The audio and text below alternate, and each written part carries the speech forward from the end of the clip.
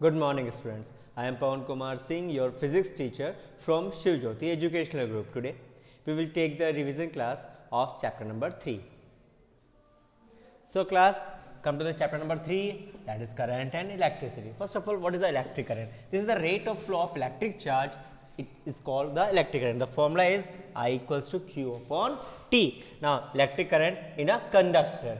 Okay, so conductor, first of all हम conductor के बारे में देखते हैं. The free electrons are found in the conductor. The electric current in the conductor is due to the free electrons. Remember one thing, conductor के अंदर जो electric current flow होता है बच्चों वो free electrons की वजह से होता है. Electrolytes की बात करते हैं. The current in the electrolytes is due to the flow of ions. And come to the semiconductor. The current in the semiconductor is due to the flow of both holes and electrons. Now come to the Ohm's law. Okay, the statement of Ohm's law is what? At constant temperature, the current through a conductor is directly proportional to what? Is directly proportional to the difference between the potential, between the ends of the, between the potential difference between the end point. Okay, now you can say that V is directly proportional to I. So that V equals to Ri, where R is what? This is the constant, it is called the resistance of the material. Now factors on which the resistance of the conductor or resistance of the material depends. Okay, for a given material, the resistance is directly proportional to the length and inversely proportional to the area of cross section. It means we can say that R is directly proportional to L upon A. अगर हम directly proportional के sign को यहाँ से remove करते हैं तो एक कांस्टेंट आ जाएगा जिसको हम रेजिस्टिविटी बोलेंगे और फॉर्मूला हो जाएगा R equals to rho L upon A. Now rho is what? This is the constant proportionality and it is called the resistivity of the material. Now students, बात करते हैं resistivity की. Okay, now the resistance per unit length for a unit area cross section will be a constant and this constant is known as the resistivity of the material. Particular किसी material की resistivity constant रहेगी लेकिन material हम change करेंगे, even temperature भी change करेंगे तो resistivity की value पे भी effect पड़ेगा. The resistivity or the coefficient of specific resistance is defined as the resistance offered by the resistors of unit length and unit area of cross section. Okay, it means अगर आप यहाँ पे रो को calculate करना चाहते हैं तो अगर हम ए को unit area of cross section ले लें और एल को यूनिट लेंथ ले लें तो rho will be equals to what? This is the resistance. जब हमने ए को कितना लिया बेटा? 1 मीटर स्क्वायर और लेंथ को कितना लिया बच्चा? 1 metre. So resistivity is a scalar quantity and its unit will be ohm metre. Now come to the conductance and conductivity. जिस तरीके से रेजिस्टेंस और रेजिस्टिविटी होती है उसी का रेसिप्रोकल होता है conductance and conductivity. The reciprocal of resistance is called the conductance and the reciprocal of resistivity is called the conductivity. Now the SI unit of the conductance is Siemens and that of the conductivity is Siemens per meter. The unit of conductance can also be expressed as per ohm. हमें मालूम है कि resistance की unit ओम होती है तो conductance की unit पर ओम हो जाएगी. Current density. The current per unit area is called the current density. The symbol of the current density is this J. It means J equals to I upon A. Now the vector form of current density, or we can say the current can be represented in terms of current density and area. We already know that current density equals to I upon A. So I equals to what? That is J into A. Okay, so this will be your current formula in terms of current density. Now the mathematical expression of Ohm's law in terms of I and E. Consider a conductor of length L and let V be the potential difference between the two ends of the conductor. Now we know that V equals to I into R.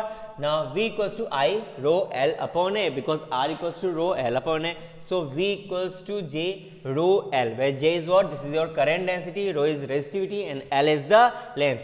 This potential difference produces an electric field E in the conductor and the potential difference across the conductor also can be written as V equals to E into I.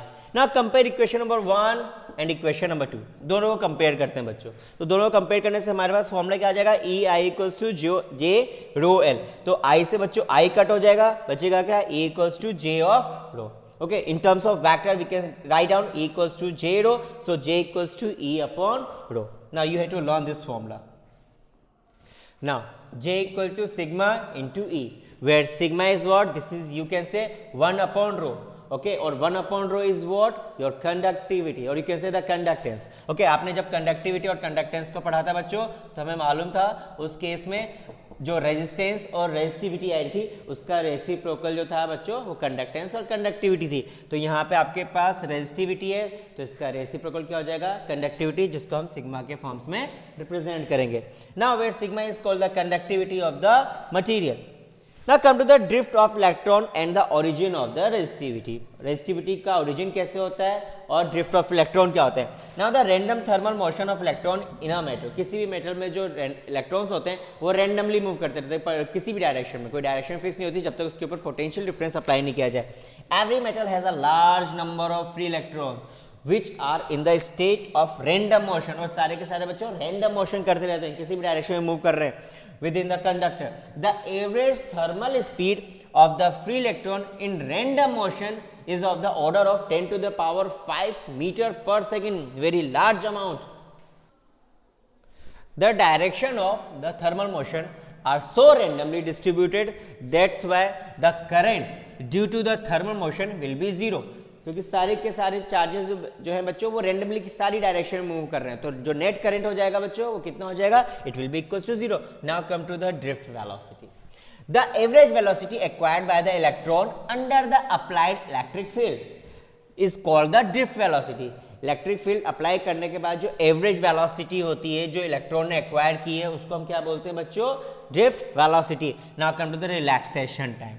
The relaxation time is the average of time between the two successive collision of the free electrons with the atoms. जो free electrons होते हैं atom के वो जब successive collision करते हैं तो उनके बीच का जो एवरेज टाइम होता है उसको हम बोलते हैं बच्चों relaxation time. Now come to the expression for the drift velocity. यहाँ पे हम ड्रिफ्ट वेलोसिटी के फॉर्मूले को डिराइव करेंगे। Now let V be the potential difference across the ends of the conductor and this potential difference make an electric field. potential difference की वजह से यहाँ पे कितना बच्चा इलेक्ट्रिक फील्ड मिल रहा है? that is capital E. under the influence of the electric field E, each free electron experience a coulomb force. सारे के सारे जो फ्री इलेक्ट्रॉन्स है उसके ऊपर एक कूलम फोर्स लगेगा।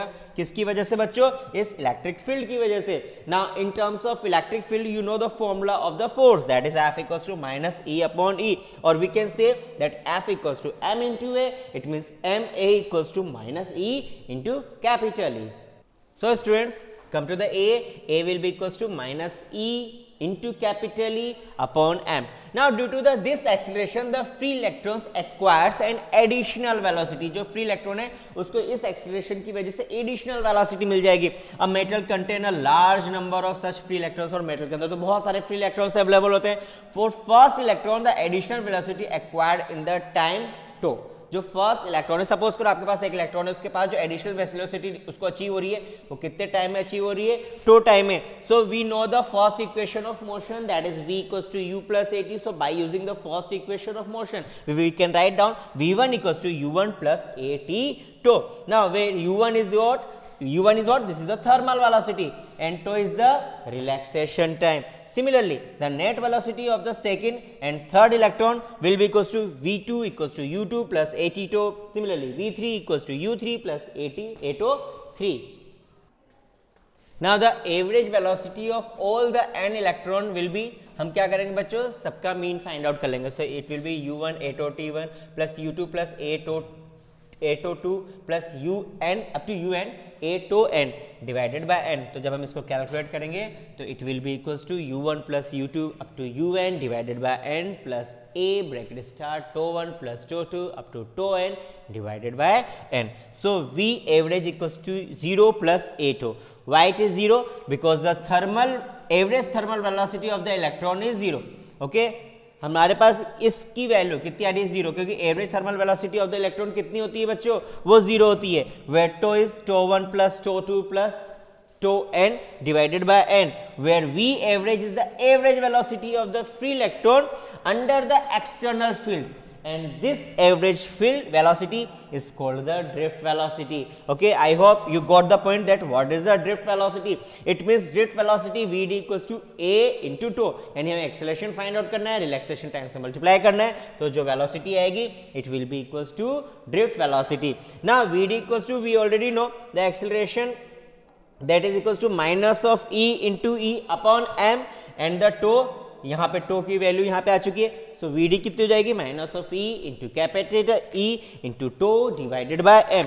Now come to the relationship between the electric current and the drift velocity, और you can say the drift speed. We have to consider a conductor of cross sectional area A and n be the number of electrons per unit volume.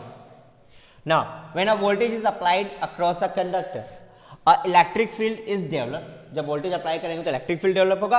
And let vd be the drift velocity of electron due to this field, और वहां पे जो drift velocity achieve होगी that will be the vd. Now the total volume passed in per unit in unit time will be equals to a into vd, where a is area of cross section and vd is the drift velocity. Now the total number of electron in this volume equals to a into vd into n. Now the total charge flowing in unit time, that is equals to a into vd into n into e, but the charge flowing per unit time is called the current I, that is I equals to a into vd into n into e. Okay, now the current density J can be written as J equals to I upon A. So this is J equals to, हम लोग को क्या करना है बच्चों, इस quantity को A से डिवाइड कर देना है, तो वी विल गेट NEVD. ए तो बच्चों क्या हो जाएगा, कैंसिल हो जाएगा जब A से डिवाइड करेंगे. So the deduction of Ohm's law. Now come to the next topic, that is the deduction of Ohm's law in the vector form. So we know that the current density equals to J equals to N into VD into E. So this is the vector quantity. So J equals to N into E upon M into tau into E. Okay. Now इसको simplify करते हैं तो J equals to N E square, E से E multiply हो जाएगा, that will be E square divided by m into tau of E. Now we already know that J equals to sigma E. Okay, पहले वाले slide में हमने already देख लिया कि J का फॉर्मूला क्या होता है इन terms of conductivity, that is sigma into E. So we can compare these two equation, we get the sigma equals to n e square into tau divided by m. Now come to the very important topic, that is what is the mobility. Mobility is defined as the magnitude of the drift velocity per unit electric field. जो drift velocity आई है जिसको हमने vd से represent किया है, उसका magnitude per unit electric field कितना होगा, that is the mobility. So come to the mathematical part. Mobility is represented by the symbol mu. It will be Vd upon E. Now mu equals to Vd. Vd की value हमें put कर देनी है, तो it will be E tau into capital E upon M, और यहाँ पे E यहाँ पे आ गया, तो इस E से बच्चों ये E कैंसिल हो जाएगा, बचेगा क्या, mu equals to E tau upon M. This is the formula of the mobility.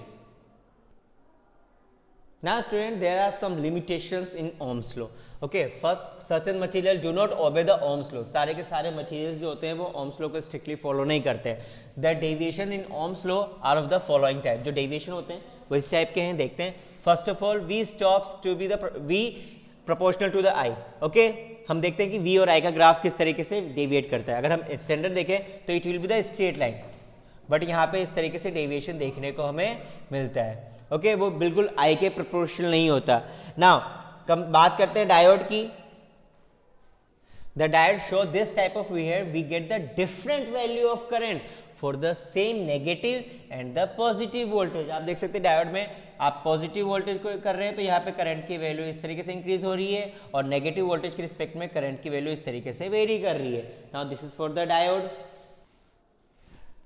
Now this type of behavior is shown by the material like gallium arsenide. There is more than the value of V for the same value of the current. एक current के लिए V की अलग अलग values हमें यहाँ पे देखने को मिलेगी. So this is the current line, this is the voltage axis. Okay, you can see here कि यहाँ पे this is the non-linear है, this is the linear region. Okay, this is what, this is the linear region. यहाँ पे curve आ रहा है बच्चों, it means you can से this is the non linear region, और यहाँ पे ये वैल्यू इंक्रीज हो रही है, बट यहाँ पे कर्व डाउनवर्ड डायरेक्शन में जा रहा है, इसका मतलब कि स्लोप डाउन हो रहा है. ओके, तो यू कैन से कि यहाँ पे नेगेटिव रेजिस्टेंस रीजन हो गया. Okay, it means you can से फॉर द पर्टिकुलर करंट, अगर मैं इस पॉइंट की बात करूं, इस करंट पे आपके पास वोल्टेज की दो डिफरेंट वैल्यू मिल रही है. Okay, I hope you got this point. Now the material which do not obey the Ohm's law are mainly used in the electronics. Okay, the resistivity of the various material. The material are classified as a conductor, semiconductor and insulator according to their resistivity property. Now commercially produced resistor are of two type. दो type के resistors होते हैं commercially. First one is the wire bound resistor, second one is the carbon resistor. Carbon resistors आपके course में से बिल्कुल delete कर दिया गया है. Now come to the wire bound resistor. Okay, the wire bound resistor are made by the winding the wires of an alloy. Example की बात करें तो magnesium and nichrome. These are the example of the wire bound resistor.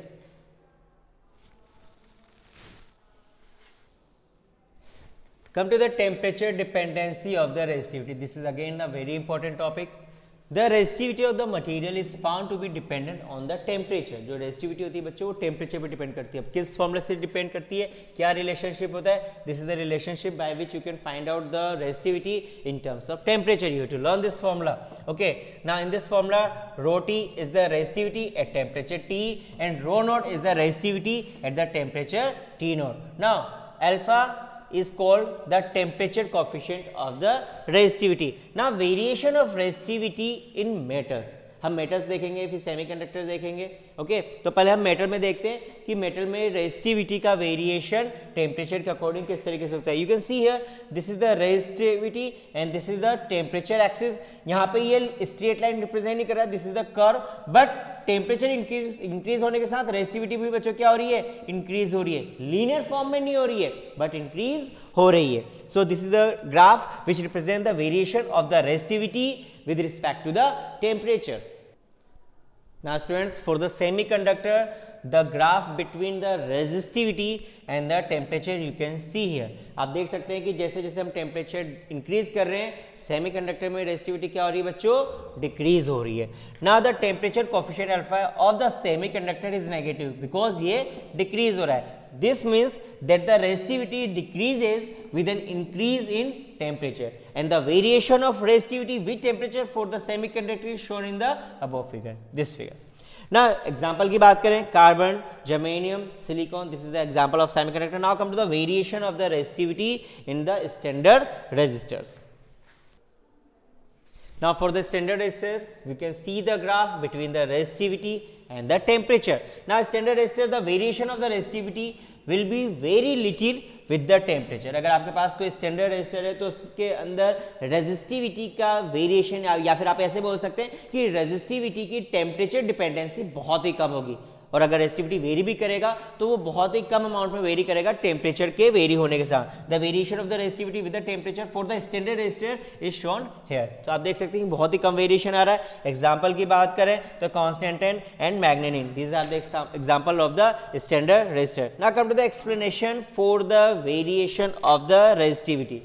Now the resistivity of a material is given by here the formula that is rho equals to 1 upon sigma, that is equals to m upon n square upon tau. You know what is the tau? Tau is the relaxation time again. The above equation show the resistivity depends inversely on the number density and relaxation time. यानी number density के और relaxation time के ये inversely proportional होता है. Now come to the metals. The resistivity of a metal increase with the temperature.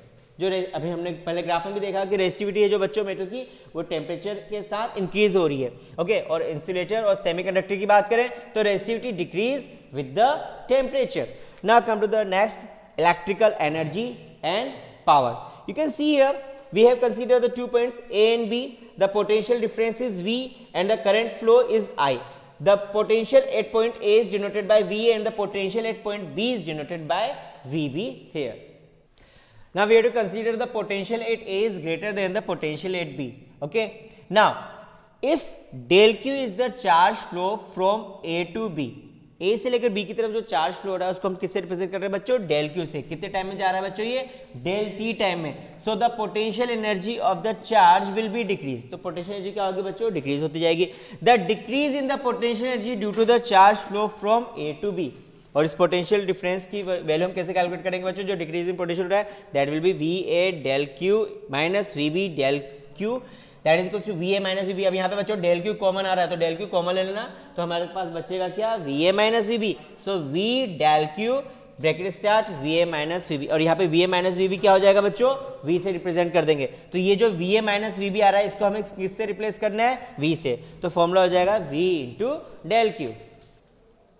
Now students, this decrease in potential energy appeared as a kinetic energy। जो potential energy decrease हो रही है, okay, law of conservation of energy, potential energy decrease हो रही है तो कहीं ना कहीं तो appear होगी, तो किसकी फॉर्म में appear होगी, kinetic energy की फॉर्म में। So kinetic energy flowing charges, but we know that the kinetic energy of the charge carriers do not increase due to the collision with the atoms. Now during the collision, the kinetic energy gained by the charge carriers is shared with the atom, and hence the atom vibrate more vigorously, that is the conductor heats up according to the conservation of energy, heat develop in between the A and B in time what, in time del T. Now come to the del H, del H is the decrease in the potential energy, okay, जो potential energy में decrease हो रहा है उसको हम किससे denote कर रहे हैं बच्चों, यहाँ पे del H से।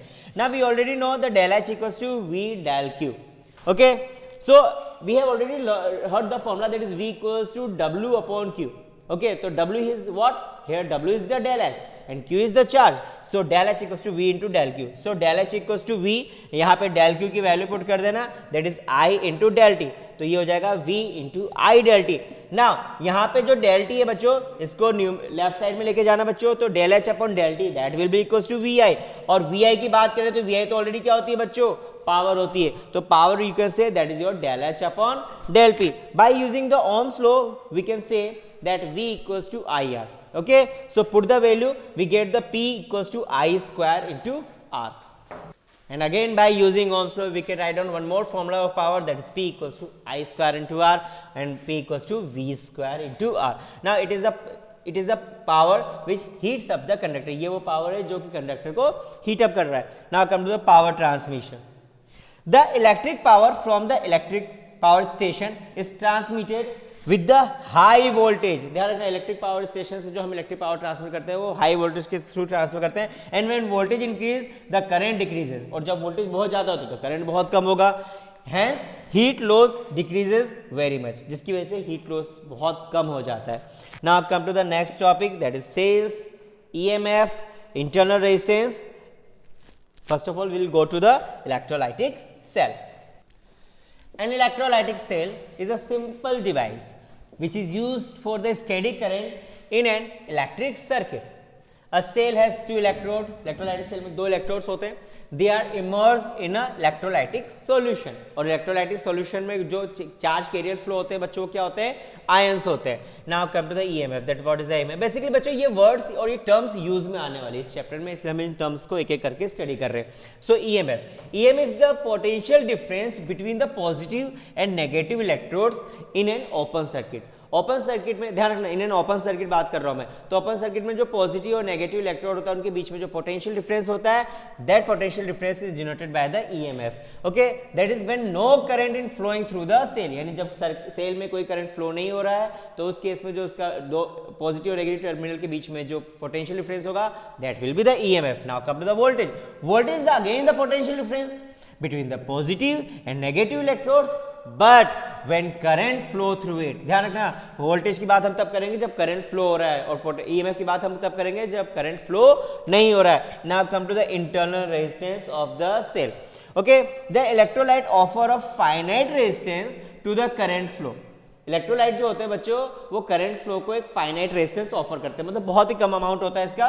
This resistance is called the internal resistance and which is denoted by the small r. Now come to the relationship between the EMF, voltage and the internal resistance or internal drop. Now consider a circuit in which the cell of EMF is connected to the resistance R, and let small r be the internal resistance and capital I be the current flowing through the circuit. Now according to Ohm's law, now current flowing through the circuit, that is I equals to total EMF upon total resistance. Okay, it will be I equals to EMF, that is E, total resistance capital R plus internal resistance. So E equals to IR plus I small r. So E equals to V plus IR, because we already know that V equals to IR. So हमने V को IR को V से replace कर दिया. Now V is the voltage across the resistance called the terminal voltage, and IR is the potential difference across the internal resistance, that is called the internal drop.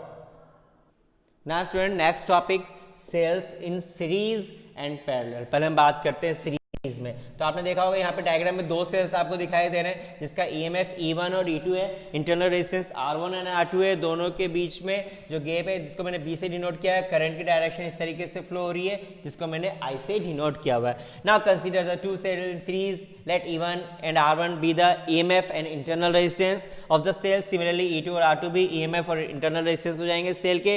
Late I will be the current in the circuit.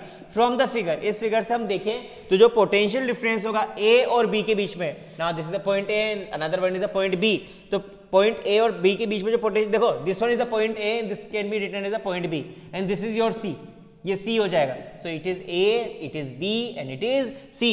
तो VA minus VB equals to E1 minus I R1। Now similarly potential difference between B and C, अब हम B और C के बीच में potential difference calculate कर रहे हैं बच्चों। So it will be equals to VB minus VC equals to E2 minus IR2। अब हमें क्या करना है बच्चों, पोटेंशियल डिफरेंस कैलकुलेट करना है, but between the terminal A and C। So we can write down VAC equals to VA minus VC। अब हमें क्या कर रहे हैं, यहाँ पे B को प्लस माइनस कर देंगे, ओके, तो it will be VA minus VB plus VB minus VC। We already know the formula of VA minus VB, we already know the formula of VB minus VC। यहाँ से put करो बच्चों, okay, so we get VAC equals to VA minus VB plus VB minus VC। अब हमें क्या करना है, equation number 1 और इक्वेशन नंबर 2 को यहाँ पे सब्स्टिट्यूट कर देना है। Now after substituting we get the formula VAC, that is equals to E equivalent minus of IR equivalent, where E equivalent equals to E1 plus E2। it means series combination में अगर आपके पास दो या दो से ज़्यादा सेल है तो उनके जो EMF होंगे बच्चों वो एल्जेब्रिकली क्या हो जाएंगे, ऐड हो जाएंगे। नेट EMF फाइंड आउट करने के लिए हम उसके EMF को क्या करेंगे, एल्जेब्रिकली ऐड कर देंगे। Now the rule for the series combination, series combination के अब रूल्स क्या है, डेरिवेशन कर लिया, अब कुछ रूल्स देखते हैं। The equivalent EMF of the series combination of N cell is the sum of their individual EMF, ये तो अभी हमने थोड़ी देर पहले ही डिस्कस कर लिया।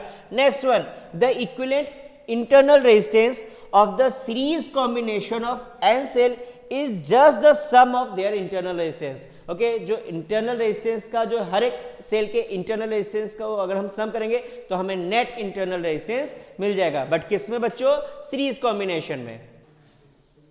Now come to the cells in parallel, you can see here, यहाँ पे हमने टू सेल्स यूज किए हैं, दोनों को पैरेलल में कनेक्ट किया हुआ है। एक सेल से I1 करंट फ्लो रहा है, दूसरी सेल से I2 करंट फ्लो हो रहा है। This is B1 point, this is your B2 point. The internal resistance R R1 and R2 and EMF is E1 and E2। Now the total current flowing from the cell is the sum of I1 and I2, so I equals to what, that is I1 plus I2। Now let VB and VB2 B the potential at B1। Okay, यहाँ पे जो potential है उसको हमने VB1 से denote किया है और B2 पे जो पोटेंशियल है उसको VB2 से डिनोट किया है। Now consider the first cell potential difference between B1 and B2। Okay, सिर्फ हमें अभी देखो एक एक सेल की बात करेंगे हम लोग, पहले सिर्फ फर्स्ट सेल कंसीडर करेंगे, सेकंड को कंसीडर नहीं करेंगे, फिर हम सेकंड को कंसीडर करेंगे, फर्स्ट को कंसीडर नहीं करेंगे। तो जब हम सिर्फ फर्स्ट को कंसीडर करते हैं तो उस केस में जो पोटेंशियल डिफरेंस हो जाएगा between B1 and B2, between this two point, इन दोनों पॉइंट के बीच की बात कर रहा हूं, तो पोटेंशियल डिफरेंस कितना हो जाएगा बच्चों, V equals to E1 minus I1 into R1। ना बच्चों, तो यहाँ पे जब हम इसको सोल्व करेंगे तो I1 का फॉर्मूला मिल जाएगा, that is I1 minus V upon R1। अगर सिमिलरली हम सेकंड सेल को कंसीडर करते हैं, जैसे यहाँ पे हमने सिर्फ सेकंड सेल को कंसीडर किया, तो यहाँ पे I2 का फॉर्मूला मिल जाएगा, that is E2 minus V upon R2। ना स्टूडेंट्स, जो हमने I1 और I2 की वैल्यू निकाली है, उन I1 और I2 की वैल्यू को I equals to I1 plus I2 में सब्स्टिट्यूट कर देंगे। तो जब सब्स्टिट्यूट कर देंगे तो we get the equation I equals to E1 upon R1 plus E2 upon R2 minus V bracket start 1 upon R1 plus 1 upon R2। तो इसको जब हम सिंप्लीफाई करेंगे तो after simplifying we get V equals to E1 R2 plus E2 R1 upon R2 plus R1 minus I bracket start R1 R2 divided by R2 plus R1 bracket close। Now this is your equation number 2।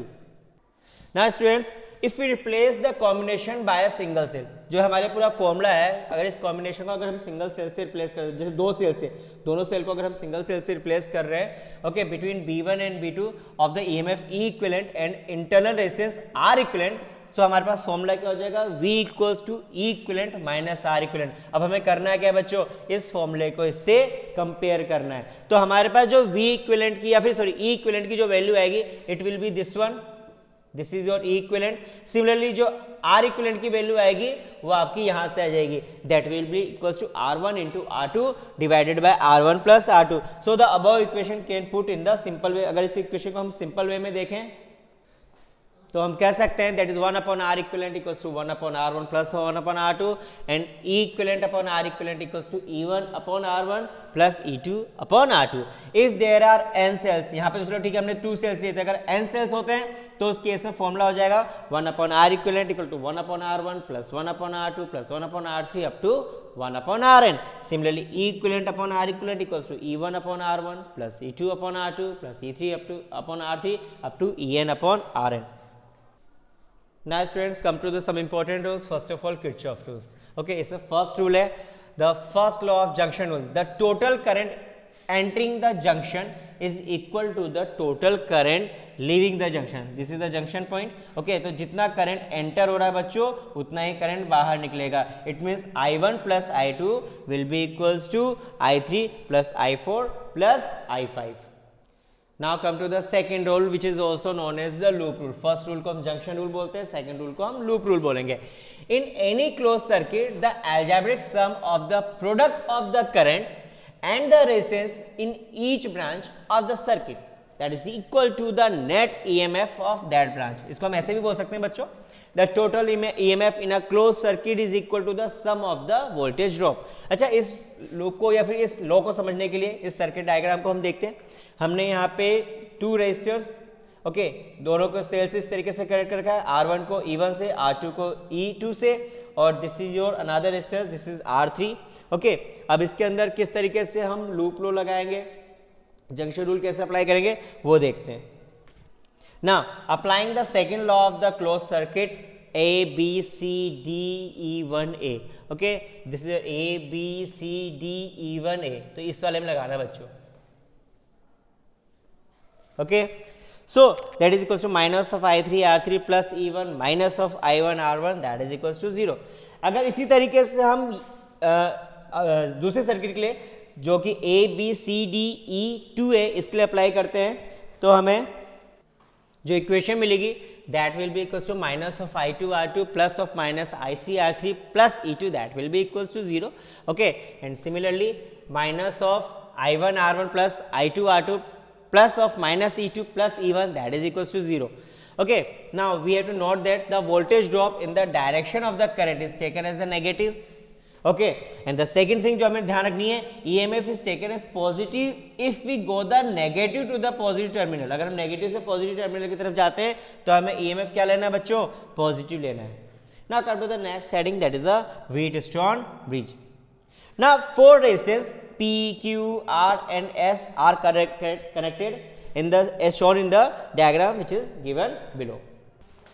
Now the voltage V is applied in between A and C. Okay, so this is A, this is C. इन दोनों के बीच में जो voltage हमने apply किया है V से denote किया है. Let I1, I2, I3 and I4 with the 4 current passing through the P, Q, R, S. P, Q और R और S से जो करंट फ्लो हो रहे हैं उसको हमने डिनोट किया है I1, I2, I3 और I4 से. Now come to the working. When key is closed, जब इस की को हम क्लोज करते हैं, okay, so current flow in a different branches as shown in the under this situation. तो current flow होगा वो किस सिचुएशन में कैसे फ्लो होगा देखते हैं.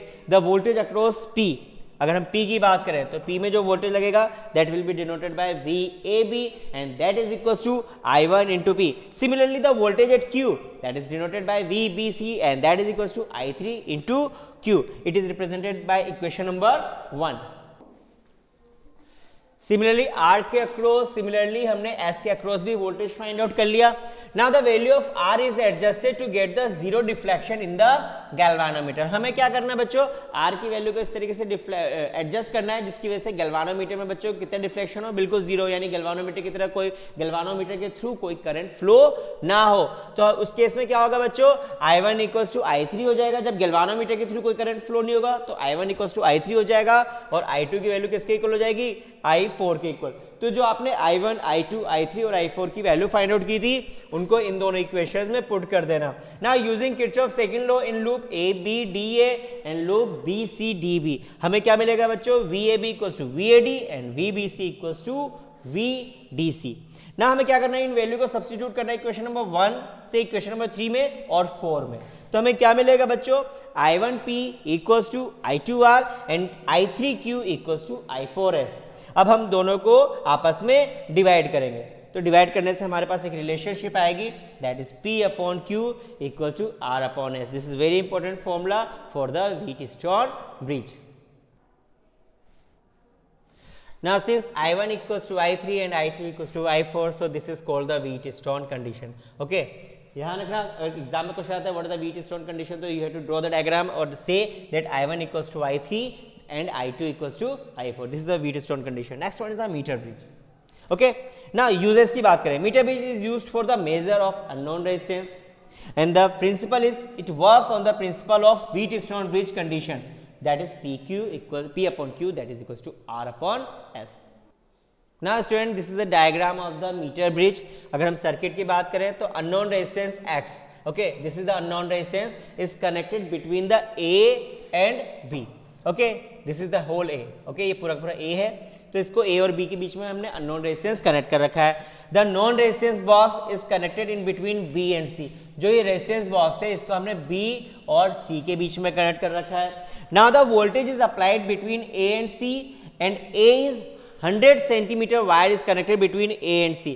ओके, यहाँ से लेकर यहाँ तक जो वायर हमने कनेक्ट कर रखा है इसकी लेंथ है बच्चों 100 सेंटीमीटर और हमने क्या कर रखा है बच्चों, यहाँ पे पोटेंशियल डिफरेंस या फिर वोल्टेज अप्लाई कर दिया।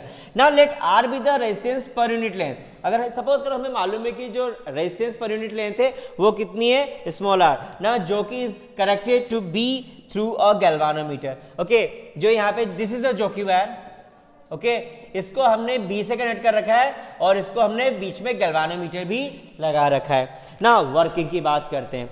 Okay, a suitable resistance R is taken in the box. Okay, ये जो R है इसका हम सुइटेबल वैल्यू लेते हैं, फिक्स वैल्यू ले लेते हैं। Okay, and the position of the jockey is adjusted to get the zero deflection. और इस जोकी को हम इस तरीके से मूव करते हैं यहाँ पे कि यहाँ पे गैल्वानोमीटर में डिफ्लेक्शन कितना हो जाए बच्चों, जीरो हो जाए। ओके, सो होता क्या है, if I is the balance length from A using the Wheatstone condition, अगर I जो है बच्चों वो बैलेंस लेंथ है। Okay, suppose L be the balancing length from A using the Wheatstone condition. L क्या है बच्चों, बैलेंसिंग लेंथ है। ओके, जिसको हम कहां से मेजर कर रहे हैं, ऐसे। तो अगर हम व्हीटस्टोन कंडीशन अप्लाई करते हैं तो x upon r equals to L R upon 100 minus l into R. Okay, इसको सॉल्व करेंगे तो x की वैल्यू आ जाएगी R L upon 100 minus L. ना अगर हमें r की और i की वैल्यू मालूम है, r की और l की वैल्यू मालूम है, तो हम लोग यहाँ पे बच्चों x की वैल्यू आराम से फाइंड आउट कर सकते हैं, बस हमें वैल्यू वहां पे पुट करनी है। Now come to the resistivity, resistivity of unknown resistance. अगर हमारे पास कोई भी वायर है जिसका रेजिस्टेंस हमें मालूम नहीं है तो उससे रेजिस्टिविटी हम कैसे निकालेंगे, by using the formula rho equals to pi R square into 1 upon L. Okay, so that is x upon L. उसमें जहां r की वैल्यू क्या थी, it is measured using the screw gauge and l is the length of wire is measured using the meter scale. Now the meter bridge is most sensitive when all the 4 resistors are of the same order. Okay, now come to the next, that is the potentiometer.